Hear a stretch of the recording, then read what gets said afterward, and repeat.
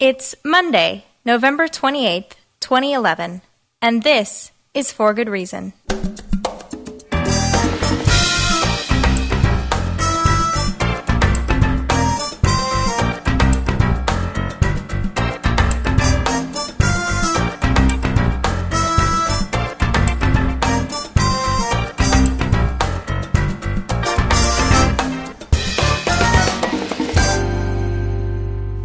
Welcome to For Good Reason. I'm DJ Grothe. This show's the radio show and the podcast produced in association with the James Randi Educational Foundation, a nonprofit whose mission is to advance critical thinking about the paranormal, pseudoscience, and the supernatural. My guest this week is James Randi. He's a world-renowned magician and skeptic and investigator of paranormal claims. He's had a central role in the development of the worldwide skeptical movement, which the James Randi Educational Foundation supports. He's perhaps best known for issuing a $1 million challenge to a number of paranormal claimants around the world, especially the celebrity psychics. He's appeared very widely in the media, including on Johnny Carson's Tonight Show at least 22 times, and has been a regular on Penn & Teller's old Showtime series Bullshit. He's received a number of recognitions, including a MacArthur Genius Grant, and the Forum Award from the American Physical Society for promoting the public understanding of the relation of physics to society. He's the author of a number of books, including Truth About Uri Geller, and also The Faith Healers, Flim Flam, and an encyclopedia of claims, frauds, and hoaxes of the occult and supernatural. Randi, welcome back to For Good Reason. Always good to be here, DJ. Randi, we have a lot of new listeners to the show, so if you don't mind, let's start off with the basics. The James Randi Educational Foundation. We push being skeptical. We say skepticism is a good thing to be. You've been named actually the leading skeptic of the 20th century. So to begin, let's just start off with what the heck is skepticism? Well, let's not mistake it. There can be a confusion here. A lot of people who are cynical think that they're skeptical. They may also be skeptical, but cynicism is not skepticism at all. Skepticism, and I don't think we have to go back to the Greek roots of it, skeptos and whatnot. It is simply insisting that evidence be offered for claims, particularly claims that are not likely to be true. Claims of flying saucers and dowsing with sticks to find oil underground and things like that, oil and water, or lost children or whatever. These are claims that are unlikely to be true, and I think they deserve skepticism by their very nature. Now, that doesn't mean a cynic would say, oh, no, there's no such thing, I don't want to talk about it, and they just walk away from it. And the cynic also ascribes ulterior motives to people who believe these things or who push them. And it may just be ignorance. It may just be lack of sophistication that makes people accept these things or leads them to accept these things. So skepticism has to be thought of as not cynicism. I think we should never let that enter our spectrum of thought and activity. And I certainly don't let it enter mine whatsoever. And the James Randi Educational Foundation should be devoted to skepticism as defined as I've just described it, I believe. So skepticism is a kind of open-minded inquiry. That's what you're getting at. That's right. Bertrand Russell has this great line, you should believe only those things for which there's adequate evidence. That's what you just said. But To me, that seems sort of uncontroversial. So if skepticism is just thinking critically about things, only believing stuff for which there's adequate evidence, doesn't everyone actually buy into that sort of skepticism? I mean, I can't imagine anyone who actually promotes the value of being gullible. Everyone, even the person who says she believes in UFOs, you often hear these people say, well, I'm a skeptic. I only believe this because of the evidence.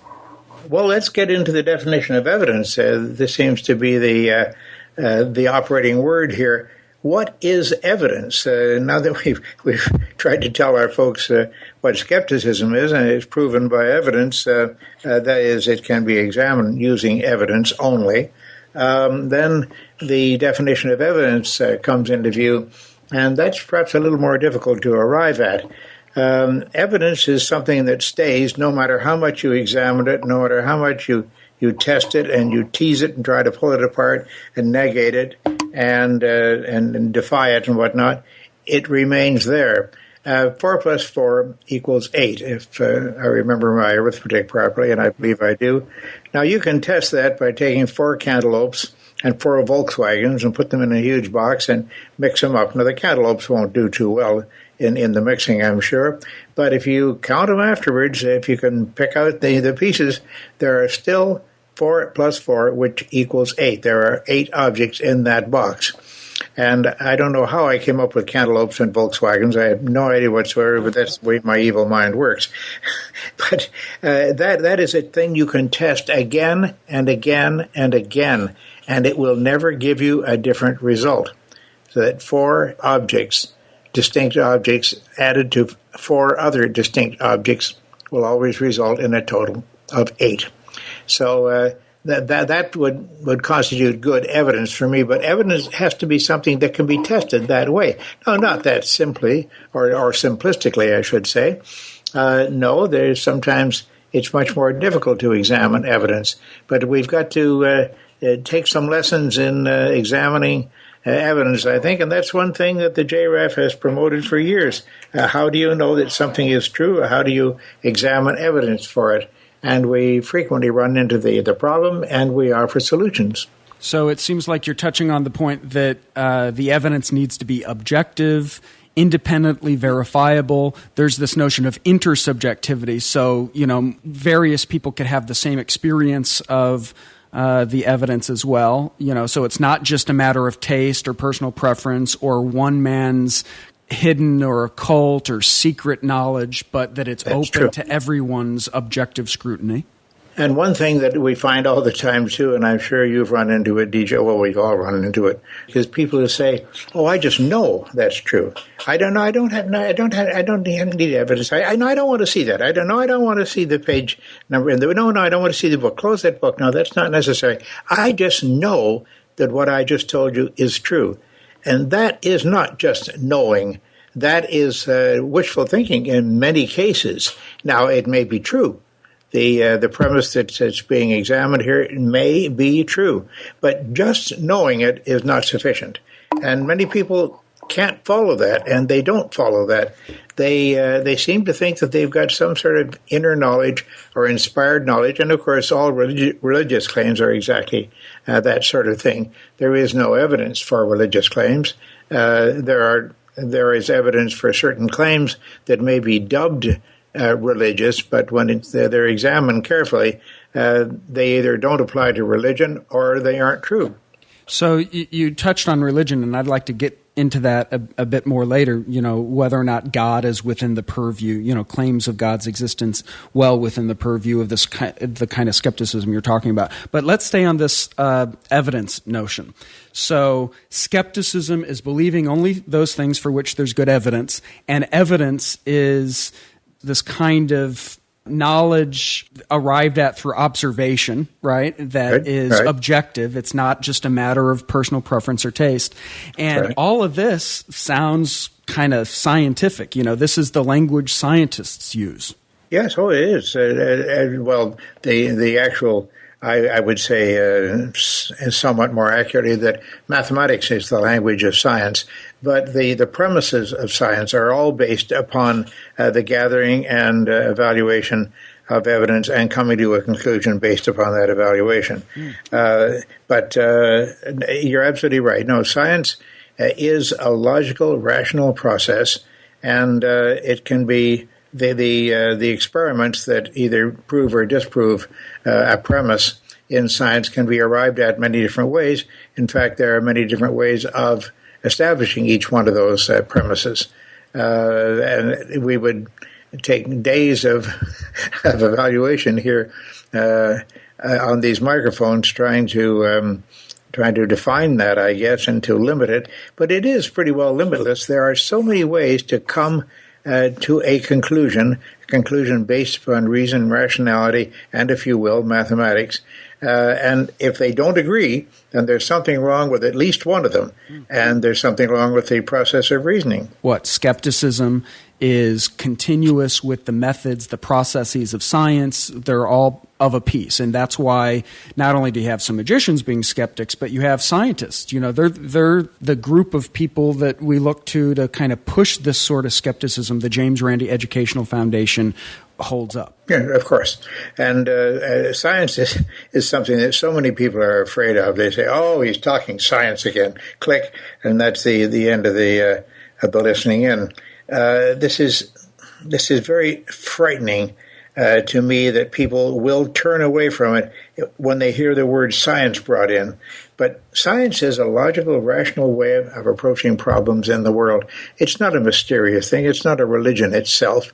It has very strict rules and such, and any scientist who steps outside those rules and adopts the attitude, and I've heard of many of them who do, that we needn't investigate that this is acknowledged.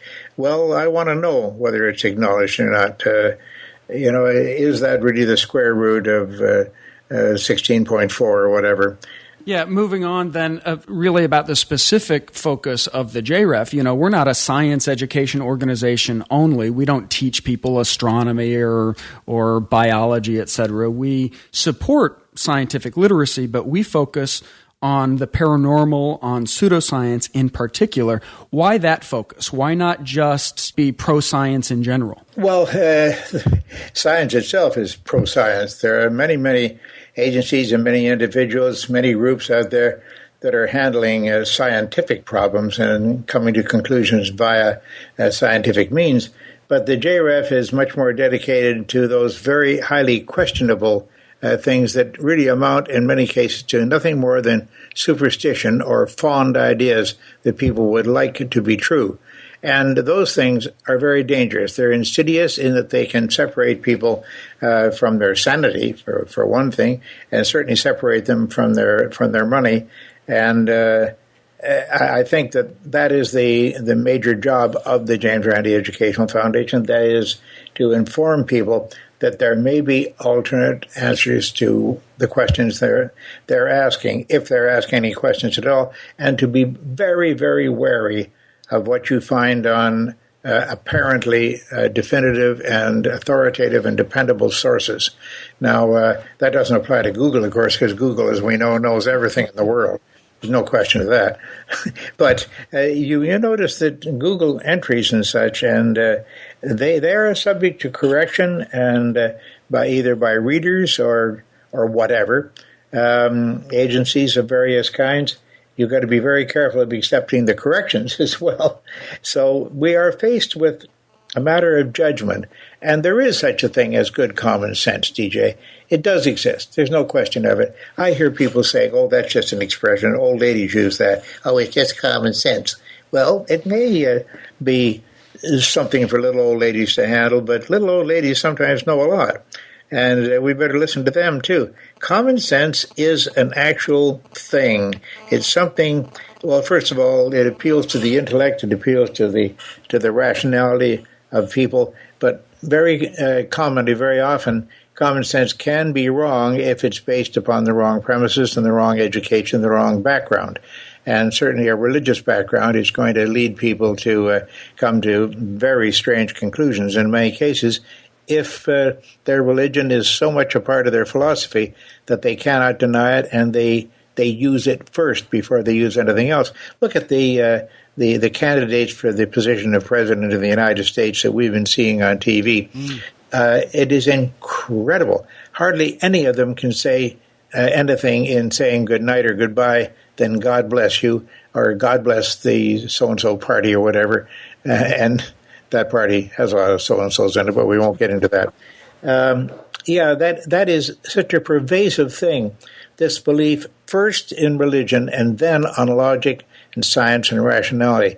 This is a very dangerous way to go. So I hear you saying that we focus on the paranormal, on pseudoscience in particular, because, one, we're doing it in the public interest. Two, there aren't really a lot of other organizations that focus on that. So we're filling a niche, and it's primarily because these beliefs are harmful. It's not just that we go after nonsense beliefs when they're trivial. We focus on this stuff because they can harm you in the ways you mentioned, separate you from your money, from your sanity, that kind of lead you to being gullible and deceived by, scurrilous people.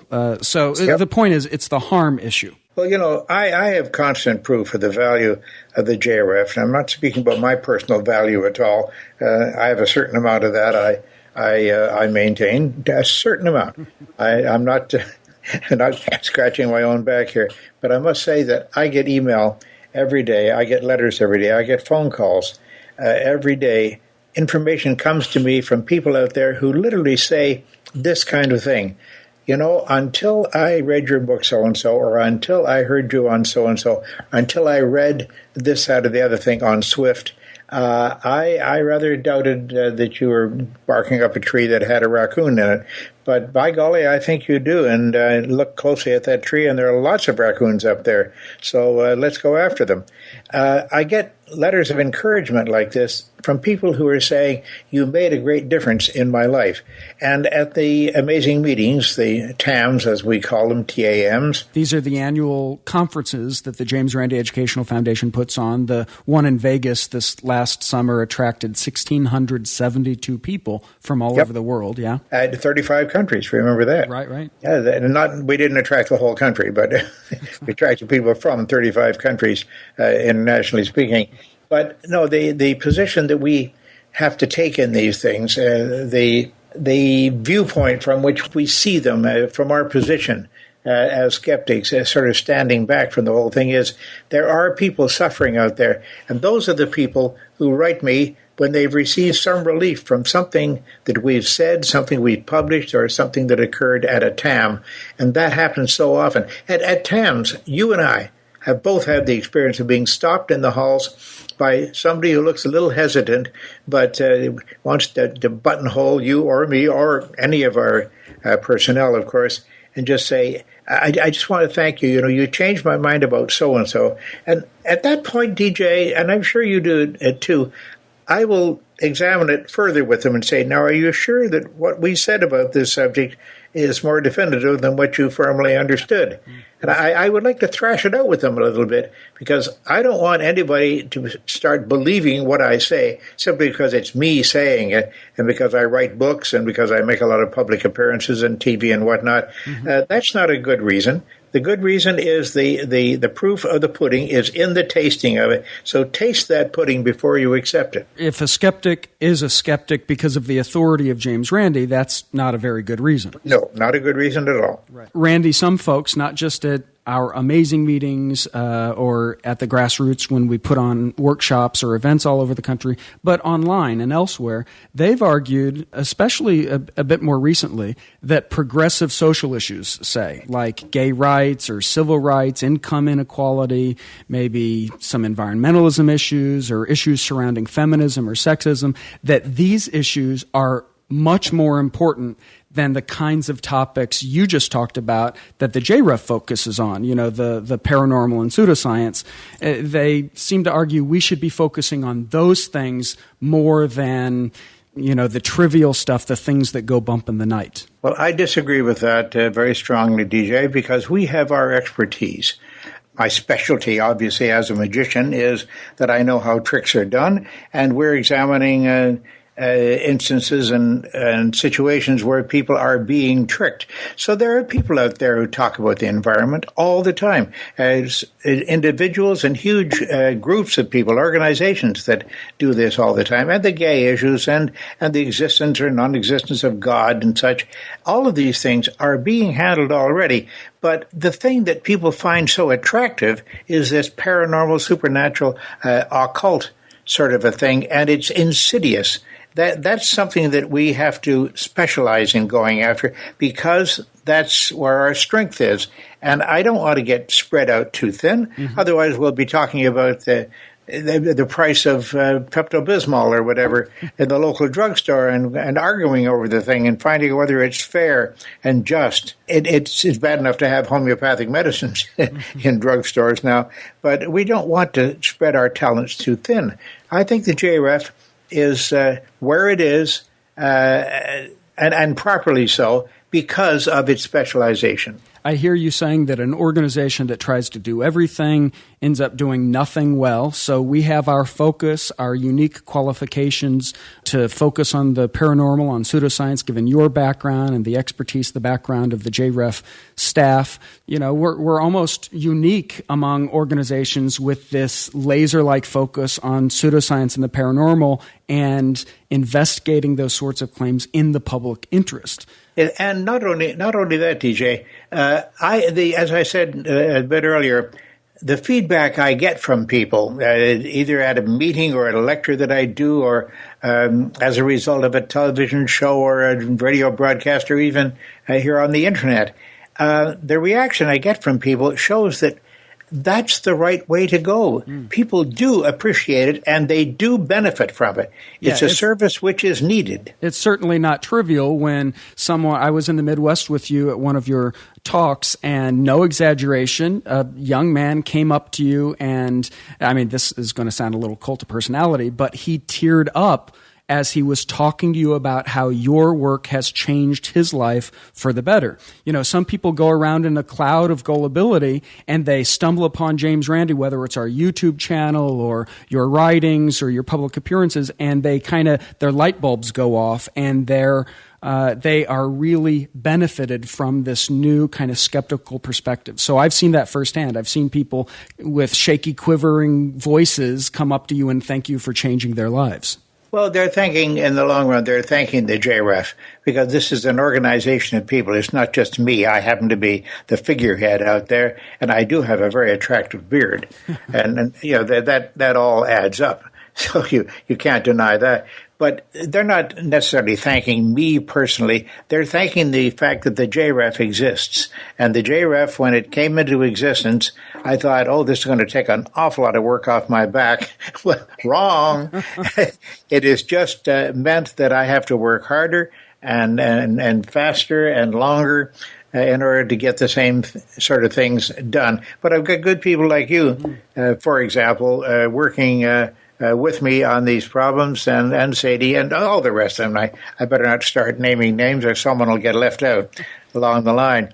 But the things that everyone connected with the JREF has done reflect on the organization, and they don't reflect on me at all. Well, I think a lot of people are inspired by your decades of work, your continuing work, exposing these charlatans kind of in the public interest. You're exposing frauds to help people out, because undue credulity in these harmful paranormal claims, well, it hurts people to believe the nonsense, and that's what gets your ire up. Randy, Earlier you mentioned religion, you mentioned God. Let's just touch on that real quick. We kind of get it from both ends. This is not a dirty joke here, but if you're getting it from both ends, you must be doing something right, because we have atheist folks who really get mad at the JREF for not solely focusing on the God belief. And we have religious supporters. There are a number of religious supporters who say, I love what the JREF does. Yes, I believe, say, in the salvific power of Jesus or something, but I love that JREF exposes the charlatans, the fake faith healers, etc. And we have not only religious supporters, but you have some religious allies. There are religious skeptics who have worked in common cause with the JREF. And so we kind of cast a wide net in that way. We're a big tent organization. There's no statement of non-beliefs you have to sign in order to support the work that we do. Point is, we get it from both sides. But two groups are saying, you're not enough of X to please me. The atheists say you're not atheist enough, and the religious people say, some of them anyway, you're too atheistic. So where do you come out? Is the JREF an atheist organization, or are we just like an organization with atheist staff? No, we are not specifically an atheist organization. I am a devoted atheist. I always say an atheist of the second kind, because Webster's Dictionary, one of them that I have here, gives two definitions of atheism. The first one says the philosophy that says there is no deity. And the second definition, or not definition, but usage in this particular Webster says someone who does not find sufficient evidence to make a convincing case for the existence of a deity. So you're a skeptic of God's existence, like you're a skeptic, say, of ghosts' existence. You haven't found sufficient evidence. It's not that you know there is no God. It's that you don't believe there is a God because there ain't no good evidence. That's right. That's right. And you show me good evidence, and I am willing to change my mind. Mind you, it's going to have to be very good evidence, not because of my particular cut of mind, of course. At least I hope not. It's just that I have examined this since I was a tiny child. I remember at the age of 8 and 9 having arguments with babysitters, some of whom were evangelical types who used to mind me and my brother and sister when my parents went out at night to the theater or whatever. And I would give them a very good argument, and they'd consider it a bad argument because the devil had gotten in touch with my tongue somehow, you see. And they would complain to my parents when they came home. Oh, this child is dreadful. He argues about the existence of angels, for example. And so I've had my experience of this from a very, very early age. I must say my parents never tried to really sell me on religion. They were Anglicans, which is sort of watered-down Catholic in Canada. And they're going to love that. I can just hear people groaning now. But they never really tried to sell me on religion. I'm sure I told you my episode of going to Sunday school. You have mentioned it. Mention it again for our listeners. Oh, all right, very briefly then, because I tell my stories over and over again. I'm an old guy, you know. We tend to do that. They sent me to Sunday school, and they were still abed on a Sunday morning, and they'd give me a quarter, which was to put into the offering plate, so to speak. And they would send me off to Sunday school. I went the first time and got into arguments with the teachers right away. How do you know that's true? It's in this book. Oh, well, I mean, who wrote that book? God wrote this book, and Jesus wrote this book, etc. Well, I wasn't too convinced by that argument, and I went the second week, and I gave in the quarter, incidentally, but I went the second week, and on that episode anyway, I went the second week, and I was finally thrown out of the class because I was making a lot of trouble. And the other kids were not listening to what the teacher was saying. They were listening more to me. So I was tossed out. And the third week, I discovered this wonderful fact, which I've never forgotten and I've never quite gotten over. That 25 cents at Purdy's drugstore on Bayview Avenue in Toronto would buy a 2-flavor ice cream sundae in a tall tulip dish. And that was a delight. It was much better than Sunday school, I can tell you that. Well, there you go, proving those fundamentalist Christians right. You're just a materialistic, in both senses of the term, atheist who cared more about the here and now than the there and then. There you go. Proudly so. Proudly so. Okay, so the JREF is not an atheist organization. You said that, no. But you're also a super big atheist yourself. Square that circle for me. Make sense out of this notion that we're not an atheist organization, but I think almost all of us are atheists. Well, I'm willing to argue with anyone, discuss the matter, if you will, about the existence of a God. And I have done this at various meetings, lectures, and after lectures that I have presided at over the years. I will argue the matter, and I won't give much ground on it. And if they finally throw up their hand to say, well, there's no sense arguing with you, that's the best words I hear in the whole day, because that means I'm finished with that one. And there is no point in arguing with somebody who insists that evidence be produced to support any premise, and that is what I insist on doing, or I don't argue. Where is your evidence? Do you have any, first of all? And if so, where is it and how strong is it? And let's discuss it. So I'm willing to do that at all times. I think that the God delusion, and that's what I call the chapter in my forthcoming book, A Magician in the Laboratory, which I'm sure you'll all rush out and buy several copies of as soon as it's published. The God delusion is the name of that particular chapter. And it deals, it's a long chapter, I will admit, in my forthcoming book, but it is an important thing because so much of the misinformation that we have and the lack of reasoning and rationality that pervades our society is attributable to religion. And look at wars. look at the recent wars, look at wars back through history. The reason that most of these wars took off as they did is because of religious differences. Examine them carefully, and you'll find that that's very true. I think that's true even in the 20th century, but only if you define religion to include state religions like Nazism or exactly. Stalinism, communism, something. So the chapter in your book, The God Delusion, should also be said that that's the title of one of our favorite books written by Richard Dawkins, God Delusion. You zero in on God belief as a topic well within the purview of the skeptical enterprise. Mm-hmm. Very true.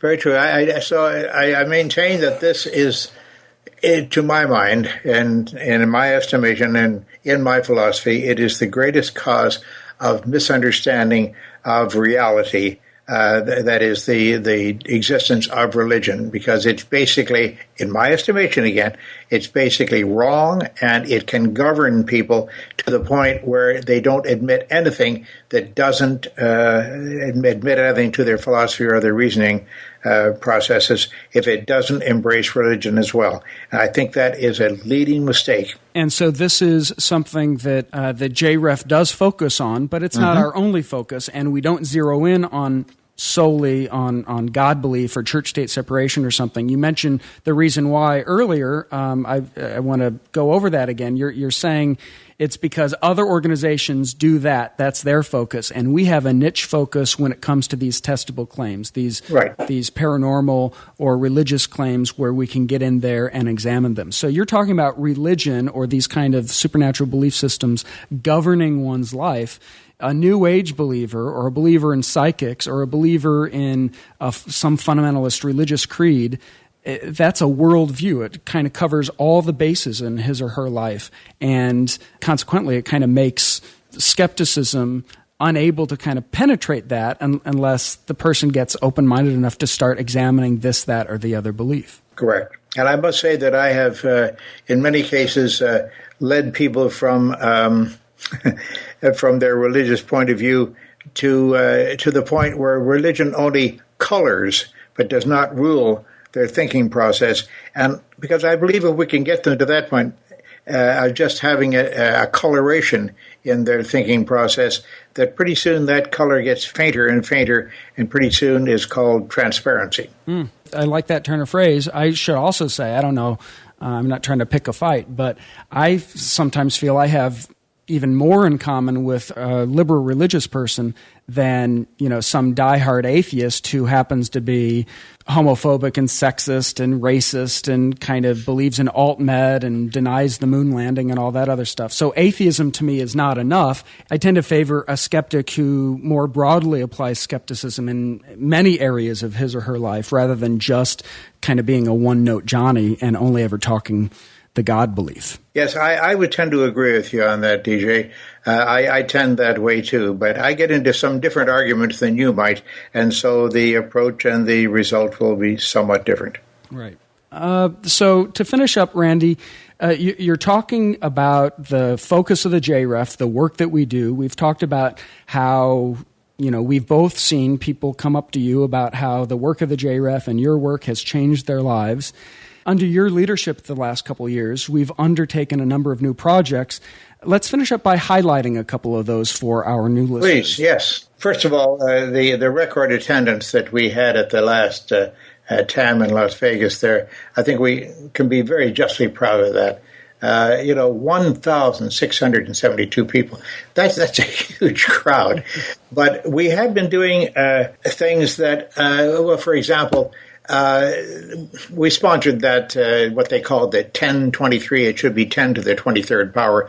I'm a stickler on that. The anti-homeopathy campaign. We were the U.S. sponsors of that anti-homeopathy campaign, and you issued a challenge, actually, to the pharmacies who peddled that stuff. Yeah, and, when I've actually gotten to talk to somebody in the pharmacy business, they just throw up their hands with no shame whatsoever and say, yes, but people want to buy it. And then my my response to that, of course, is, oh, you will sell heroin then if they want it, and they will pay the money for it. And they say, oh, no, that's against the law. Oh, then it's a case of if it's still legal and you can still get away with it, you'll do it because it makes you money. And at that point, the conversation usually stops rather abruptly. So we sponsored that national campaign. We issued the $1 Million Paranormal Challenge to the claimants of homeopathy. But we also issued the $1 Million Challenge to a number of other folks this year. Yes, we did indeed. Some specific people. James von Praagh hasn't been heard much of lately. Notice? Well, DJ, why don't you tell us about the project that you did on behalf of the JREF, of course, with your zombies? We had fun with, and this is on our YouTube channel, which is one of the most subscribed nonprofit YouTube channels in all of YouTube history. There will be a link to it on our website, forgoodreason.org. Randy, we got a group of JREF volunteers here in Southern California to do I don't know, would it be called a zombie flesh mob? No, maybe flesh mob means something else. But we basically crashed one of James von Praagh's parties, took careful attention not to be disruptive of the proceedings or to challenge or confront any of the attendees, because remember, these folks who go to see James von Praagh, he's one of these psychic mediums who says he could talk to deceased relatives. Well, they're going because they're grieving. They've just lost a loved one. Yep. I think what James von Praagh does, it offends both reason and the conscience when you think of how, well, from my vantage, he's taking advantage of the grieving, of the bereaved, and it's ugly, it's gross to me. So rather than just kind of trying to stick it to him, we issued him a $1 Million Challenge. We won some national press attention for that $1 Million Challenge, but of course he ignored that challenge. So we said if he says he could talk to dead people and he won't talk to the James Randi Educational Foundation, we'll bring some dead people to his spirit circle, where he makes tens of thousands of dollars a night pretending to talk to people's dead loved ones. Well, we brought some zombies, some dead people, to see if he would talk to us. And of course he didn't, but that little stunt, and we're unapologetic about it being a stunt. Look, we're trying to raise the public's awareness about these irresponsible, harmful claims that people like James von Praagh make. Well, it garnered national media attention in the LA Times, in Forbes, in AOL News, a number of places. And what you know, shortly after that zombie flesh mob, or whatever we want to call it, James von Praagh changed his policy. And on his website now, he has an ironclad policy, I think, in an attempt to keep more things like this from happening. So pretty evidently, I believe. Right. So you're right. That's one thing we did, but we had fun doing a number of other things this year. You literally traveled the world giving talks in a number of countries, as an example. Well, with Brian Thompson, my faithful assistant, we traveled all over Europe for one thing. And, well, I did that with Sadie Crabtree, of course. And then when we got back here, I went right across Canada from Vancouver all the way to Halifax, and that's from west to east, and you can't really miss anything along the way. That was a 9-city lecture tour to sold-out audiences throughout Canada. Yes, that was 9 cities in 9 days. That's the most important part of it. We had 1 day extra in Halifax, and they sort of hung me up on the clothesline and just let me hang there for 24 hours. I was totally exhausted by it. But it was good work. It was such good work because we met all kinds of enthusiastic people in another country. That's my original birth country, of course, as you know. Mm-hmm. And I was happy to be there.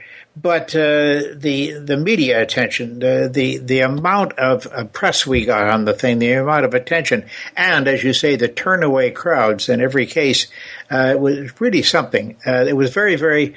It was a good move on behalf of the JREF, and I was very proud to be at the head of that. You also gave talks in Spain, and you mentioned the Norway tour. You were a national spokesperson for anti-superstition and paranormal campaign there in cooperation with the National Humanist Organization in Norway. So the point is, you literally were everywhere this year. You were on the road a lot. We also did a number of things this year. You mentioned TAM, your speaking tours, but we also appointed a number of new research fellows. Yeah, and research fellows are very handy to have around because they can take up some of the slack when you've got other things to do. Tim Farley and Kyle Hill. Now, Dr. Ray Hall, there's a find right there. And senior fellow, Dr. Stephen Novella. Now, we've been connected and attached to Stephen Novella, of course, Dr. Novella, I should say, for quite some time, but he's now a senior fellow of the JREF, and he heads up our new science-based medicine project, which is important because medical quackery, I think, is a very, very important subject that the JREF deals with. And when you're talking about harm, that's a perfect example of how undue credulity harms people. If you have your appendix rupture and you go to a quack doctor, you'll die, right? Yeah. Yes, in many cases you will, sure. I know way back you exposed the psychic surgeons. When you look at folks like Peter Sellers or Andy Kaufman, both of these men had cancer and they went to psychic surgeons instead of oncologists, and they died as a result. Yeah, and Kaufman himself actually reported after seeing them in their performance, he saw exactly how it was being done, and he found himself laughing on the operating table. And this man was dying, and he died shortly after that, as a matter of fact. These people are, well, they're just heartless. They're using their position as apparent physicians and or magicians to deceive these people. And you wouldn't think that someone like Peter Sellers or Andy Kaufman would fall for this sort of thing, but they do. Or even a more contemporary example, there's speculation that Steve Jobs may have increased the likelihood of his death from pancreatic cancer because of his belief in alt-med practices. Yes, I believe that's true. And if you had the intellect of a Steve Jobs and you still fall for this sort of thing, I think that's an object lesson for us here. We've got to step up our resources and our activities. We've done very well in this last year, though, DJ, and we should be very proud of it. So I know one thing that you're really excited about is our new effort to digitally publish important works of skepticism, including many of your titles. Oh, yes, indeed, because this is the way to go. I'm sure that the forests are sighing in relief, knowing that they're not going to be chopped down as viciously as they have been in past years, just to supply paper so that can be thrown away in the garbage as well. I think that the whole digital thing is so important nowadays. It is taking over everywhere, and I'm happy to see it. And so the real goal here also, and in addition to the environmental interests that you just mentioned, is that we hope to reach new audiences with these ebooks for the iPad, for the Kindle, and Nook. So your books, Flim Flam, Faith Healers, Truth About Uri Geller, your encyclopedia of claims of the paranormal, number of new titles are in the works. Those 4 titles are now available. And for our listeners, you can get copies of those books for your iPad or Kindle or your Nook at forgoodreason.org. Randy, as we're finishing up here, we talked about your international travel, the campaigns we've launched, the expose or the challenge to James von Prague. We talked about TAM, our digital publishing. Right now is what we call the Season of Reason at the James Randi Educational Foundation. This is part of our annual fundraising so that we can continue our efforts into 2012, even expand them. And so I want to let our listeners know that you can support the James Randi Educational Foundation by going to randi.org. And Randy, if someone contributes to our work during the Season of Reason, we're doing something special for them, aren't we? Yeah, and if you give $100 or more, and the or more is very important there, to the JREFs Season of Reason campaign, our thanks will consist of, for one thing, this lady named Amy Roth. She represents what is a surly Ramix, yes. Right. She's a good friend of the JREFs, and last year, through her generosity, a number of women got to attend TAM on grants. But yes, you were saying Surly Ramix is providing... Yeah, they're providing these little tree ornaments, if you still have a tree, if you're atavistic to that point. But if you still have a tree there that isn't going to be turned into paper, but instead into a Christmas tree, you can actually get one of these little red businesses. It's an ornament that hangs to the tree, and it's actually got a caricature of me, not looking terribly happy, but it says, woo, woo, woo, happy holidays, and I'm looking very surly there. Yeah. But the picture that goes along with it has me laughing uproariously at something or other. But these are collector's items now, DJ, as you know, and people are just clamoring to get them. And so if you make that kind of a donation to us, that's what you'll get. These are collector's items, and hundreds of JREF supporters participated in the 2011 season of Reason. That's last year, And by doing that this year, you'll add to your collection. So don't miss your chance to keep your collection and the JREF going strong. Please, folks, will you? Okay, so that sounded sufficiently infomercial. Thank you, Randy. The point here is it's our way of saying thanks to folks who help support our effort to fight unreason, to combat harmful pseudoscience, the same work you've been doing for decades. We want to continue doing, we want to expand, and we can't do that without folks' support. That's absolutely right. And so this is our appeal, and we hope that you'll pay some attention to it, folks. Please do. You can make a donation at randy.org. Randy, thanks for the discussion. It was good to kind of get into some of these topics about both what skepticism is, what the JREF does. Thanks a lot. I enjoyed it. Well, it was a lot of fun, DJ, and we'll do that again very soon, I'm sure.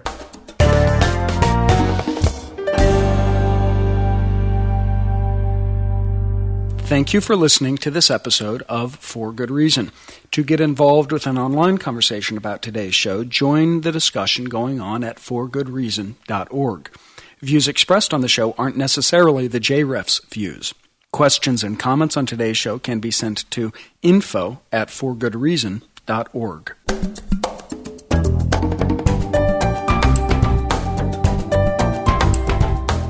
For Good Reason is produced by Thomas Donnelly and Brian Thompson and recorded from Los Angeles, California. Our music is composed for us by Emmy Award-winning Gary Stockdale. Carrie Poppy contributed to today's show. I'm your host, DJ Grothe.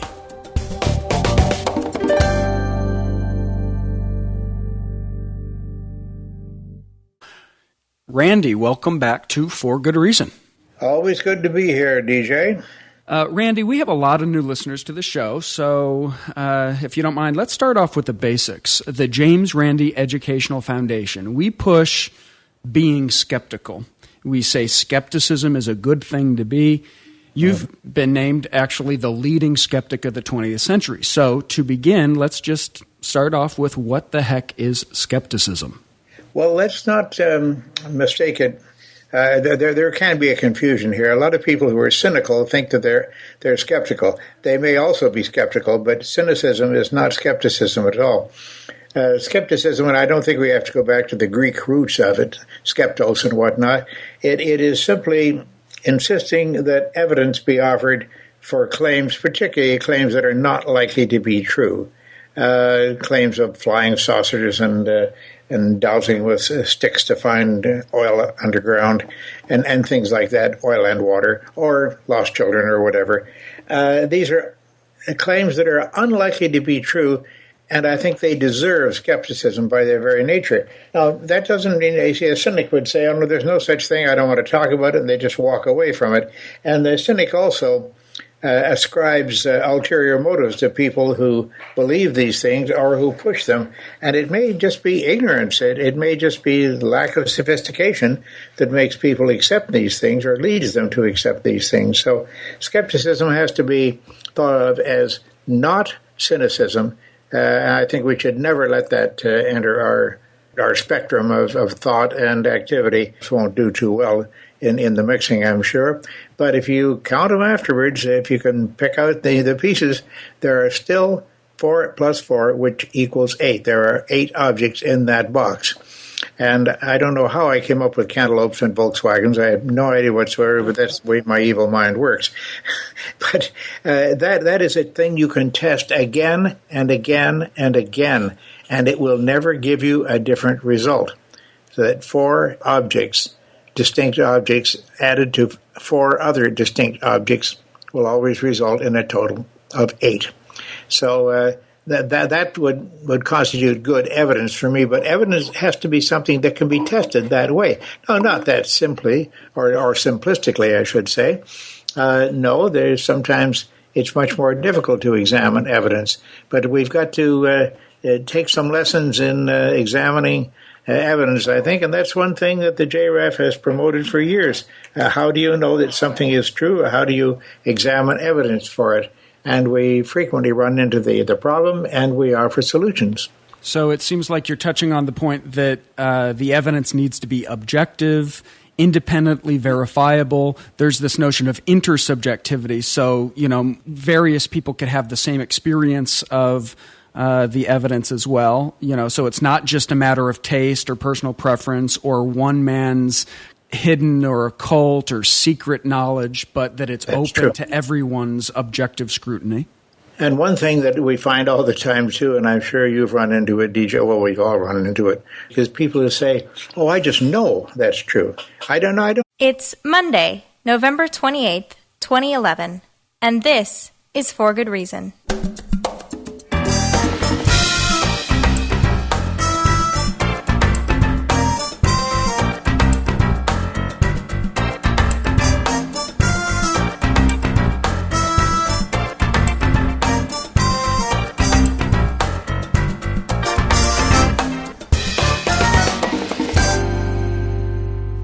Welcome to For Good Reason. I'm DJ Grothe.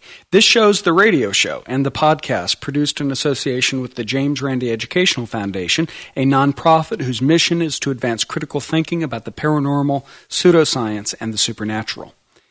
My guest this week is James Randi. He's a world-renowned magician and skeptic and investigator of paranormal claims. He's had a central role in the development of the worldwide skeptical movement, which the James Randi Educational Foundation supports. He's perhaps best known for issuing a $1 million challenge to a number of paranormal claimants around the world, especially the celebrity psychics. He's appeared very widely in the media, including on Johnny Carson's Tonight Show at least 22 times, and has been a regular on Penn & Teller's old Showtime series Bullshit. He's received a number of recognitions, including a MacArthur Genius Grant, and the Forum Award from the American Physical Society for promoting the public understanding of the relation of physics to society. He's the author of a number of books, including Truth About Uri Geller, and also The Faith Healers, Flim Flam, and an encyclopedia of claims, frauds, and hoaxes of the occult and supernatural. And I certainly don't let it enter mine whatsoever. And the James Randi Educational Foundation should be devoted to skepticism, as defined as I've just described it, I believe. So skepticism is a kind of open-minded inquiry. That's what you're getting at. That's right. Bertrand Russell has this great line, you should believe only those things for which there's adequate evidence. That's what you just said. But To me, that seems sort of uncontroversial. So if skepticism is just thinking critically about things, only believing stuff for which there's adequate evidence, doesn't everyone actually buy into that sort of skepticism? I mean, I can't imagine anyone who actually promotes the value of being gullible. Everyone, even the person who says she believes in UFOs, you often hear these people say, well, I'm a skeptic. I only believe this because of the evidence. Well, let's get into the definition of evidence. This seems to be the operating word here. What is evidence? Now that we've tried to tell our folks what skepticism is, and it's proven by evidence, that is, it can be examined using evidence only, then the definition of evidence comes into view, and that's perhaps a little more difficult to arrive at. Evidence is something that stays no matter how much you examine it, no matter how much you test it and you tease it and try to pull it apart and negate it and defy it and whatnot. It remains there. 4 plus 4 equals 8, if I remember my arithmetic properly, and I believe I do. Now, you can test that by taking 4 cantaloupes and 4 Volkswagens and put them in a huge box and mix them up. Now, the cantaloupe, I don't need evidence. I don't want to see that. I don't want to see the page number. I don't want to see the book. Close that book. No, that's not necessary. I just know that what I just told you is true. And that is not just knowing. That is wishful thinking in many cases. Now, it may be true. The premise that's being examined here may be true, but just knowing it is not sufficient. And many people can't follow that, and they don't follow that. They seem to think that they've got some sort of inner knowledge or inspired knowledge, and of course all religious claims are exactly that sort of thing. There is no evidence for religious claims. There is evidence for certain claims that may be dubbed religious, but when they're examined carefully, they either don't apply to religion or they aren't true. So you touched on religion, and I'd like to get into that a bit more later, whether or not God is within the purview, claims of God's existence well within the purview of the kind of skepticism you're talking about. But let's stay on this evidence notion. So skepticism is believing only those things for which there's good evidence, and evidence is this kind of knowledge arrived at through observation, right? That is objective. It's not just a matter of personal preference or taste. And all of this sounds kind of scientific. This is the language scientists use. Yes, it is. Well, the actual, I would say, is somewhat more accurately that mathematics is the language of science, but the premises of science are all based upon